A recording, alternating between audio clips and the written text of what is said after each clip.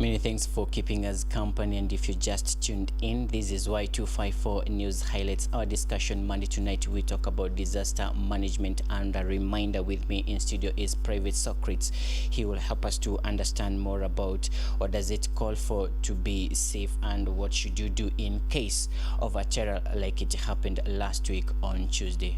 Good evening, sir. Good evening. How are you? I'm fine. How are you? I'm very well. Many thanks for coming, and welcome to our studios. It's a pleasure. Now, last week we experienced a terror attack. It's not the first time it has happened before, but again, we want to see what does it call for to ensure that people are safe in an environment. And when you speak about terrorism, it's something that is premeditated or politically instigated. And the question I want to ask, why do you think Kenya is a soft place for terrorism in the recent past? Okay. First of all, before I add my thoughts on that, it's a pleasure to be here. And fast forward my condolences to the families that lost their loved one in these tough times. We pray that God's grace be with them. And Kenya, in my professional opinion, is being twisted by the terrorists. This act of planning and executing terrorist attacks in this city is something that is premeditated. My opinion is simple. These terrorists are taught by the citizenry to come or hail from a neighboring country, and that is Somalia. And for a very long time, Somalia has been socio-economically and even politically unstable. And they've been experiencing internal wars. And the AMISOM was set up to help eradicate this terror group in Somalia. And our government played its part as a loyal country forming the Africa Union outfit and sent some of our defense forces there. In a retaliatory move, the terrorists found themselves in our country, and they've been doing this as a message to government to withdraw the forces. So I think Kenya, and of course the Kenyan government, is being twisted to withdraw the forces from the neighboring country of Somalia. And in your own opinion, do you think now we should withdraw our troops from Somalia? Well, my opinion, in the house of cards, in the house of political cards, there's a statement that goes bad for a greater good. And I think that is what President Kenyatta and his entire administration have put in place. Continuing to hold our members of the elite defense force in Somalia will continue to see spats of attacks in Kenya. And they are always very particular in their statements, even on social media, that until such a time that you will withdraw your forces, we will always coordinate these attacks. Time has come when President Kenyatta must stop his act of being a loyal member of the African Union and bring back our troops to Kenya. All right. In most of the leaders sent their messages of condolences to the families affected, and I remember one Honorable Raila saying terrorism thrives in division. Do you think our country, Kenya, we are divided, and that's why this time round we were hit? Well, Hillary, we are divided, but our division cannot castigate or bring to us external terror attacks. Our division has nothing to do with terror attacks. There's a political scientist, a graduate from Moi University, who wrote in his final year thesis. Is called, I think you guys will look for him so that he can add his thoughts. It's called Loyford Mutuma.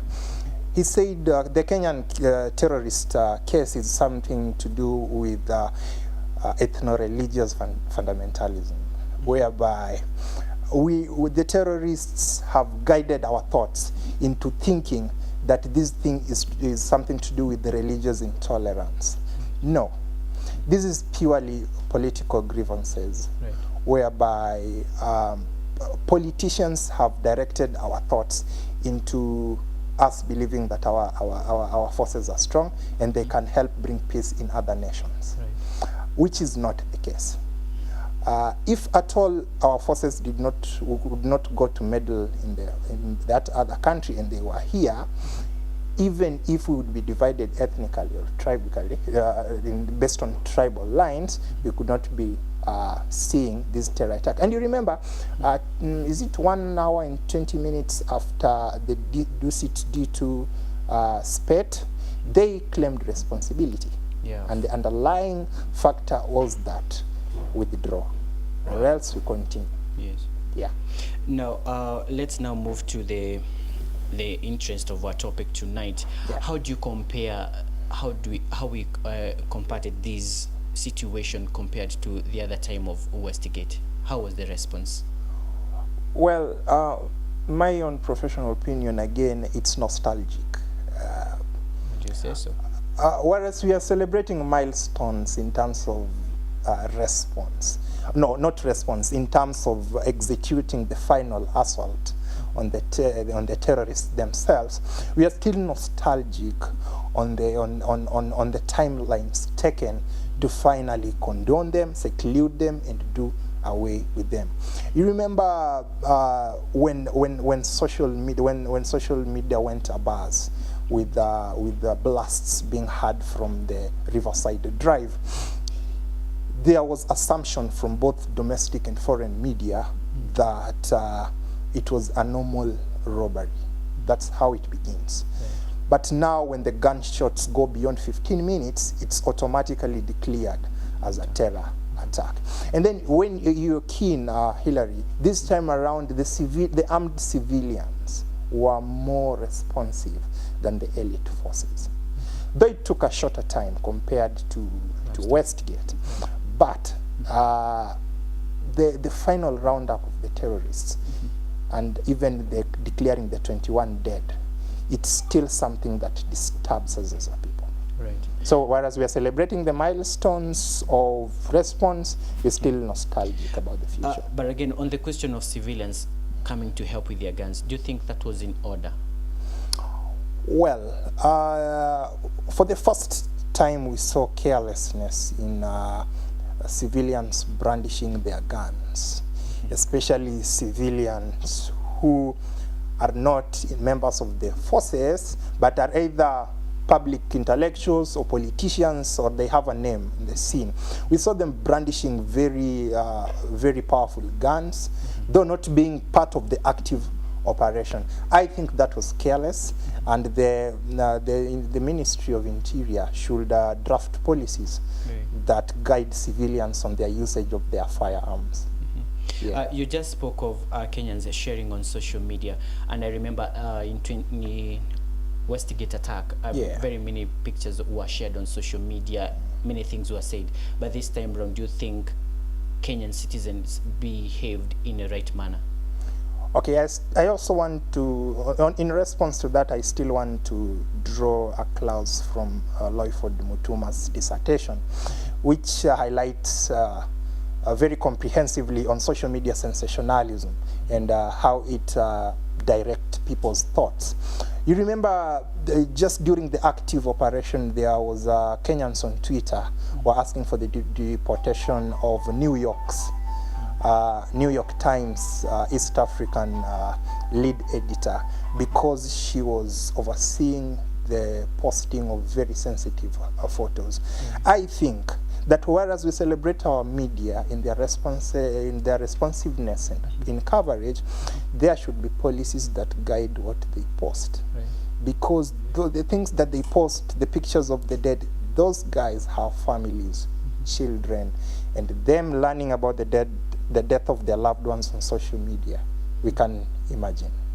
Yeah, I remember during the Westgate, we saw the front page of one of the dailies of a person who was in terror, and then there was an outcry. This time around, how do you think the media covered this terror? The media was timely, They were up to date. Celebrated reporters even risked their lives and accompanied the members of the forces right into the building, and we celebrate them for that. That one shows selflessness. But we still maintain, as the consumers of the content brought by the media, there really should be policies and guidelines on how to cover terror. Whereas you can, I don't think terror attacks should be covered live. I think maybe you should just share photos of the building that has been affected so that people don't go there. And also you should share things like the roads that the government has opened up for usage, but not an active operation. But again, human nature, you want to know what is happening. You want to be curious what has happened between the last minute I checked. Yes, should that be? I agree, but it has to be guided. Right. Again, I am basing my response to this because myself, I was in my office when I had a colleague of mine react like there's a, like you see social media and you shout, there's a terror attack in Nairobi. They're not saying where, they're not saying when it started, but there's it could be next to us there. Then when I logged into my Twitter feeds, I saw 3 foreigners shot dead in some part at the hotel section of DUSIT D2, and I was like, wow, what if this was my dad or mom? I didn't see the building, I just saw the dead bodies, and so I was shocked. And therefore, it's human nature to want to know, right to information, but guide it, bad for a greater good. Now, speaking of the terror, it can happen anywhere to anyone, and now this time around it happens to people who are busy in their offices. Now, do you think organizations should have an awareness or a training to their employees in case of such a disaster, what you should do? Both Westgate and DUSIT D2 terror spates is a wake-up call, not only to government, not only to the president, but also to independent organizations in terms, because they keep on saying that security begins with you and me. Whereas this campaign that guards manning institutions like this should be armed, but again that will take another process of training, awareness, and all that. So yes, I agree. The government should factor in sessions where these people their capacity are re-evaluated, and where need be, they can be armed. All right. Even the people who tried to help, do you think you should know what you're doing, because it was an open place and everyone was like, I want to help, but again oblivious of the danger they were putting themselves into? Do you think there should be something done to ensure that even if you're helping someone, you're also not putting yourself into danger?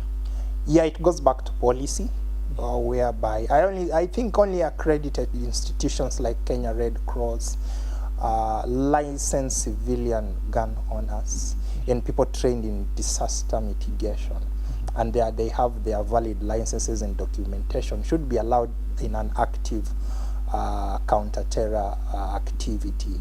But once you can't prove that you are part of these aforementioned segments, I really think you should just help by praying.